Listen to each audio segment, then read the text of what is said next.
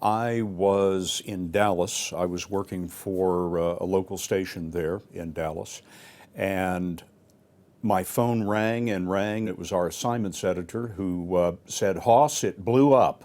And I said, what are you talking about? He said, "The space shuttle blew up. Get on a plane."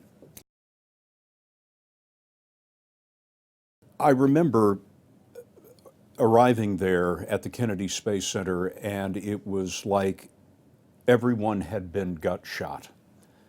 It, it was so wrenching. We had never lost an astronaut in flight.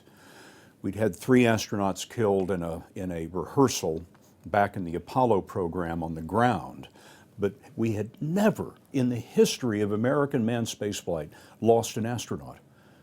And there were 7. The country had gotten to the point where we thought it wasn't possible, that launches, manned launches, were always successful. They were. They'd never seen one fail.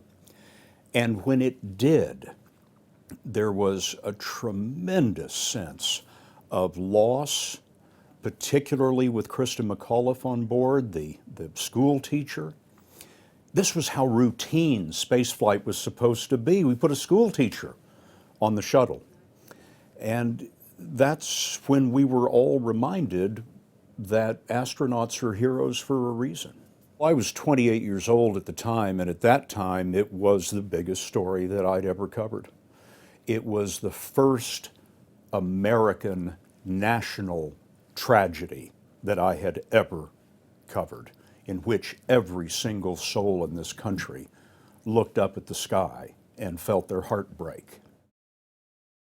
This is my parking pass for Space Shuttle Flight 51L, and that is the Challenger flight that exploded.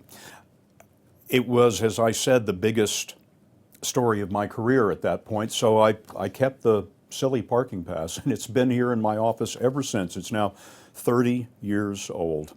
Those were days that I will never, never be able to forget.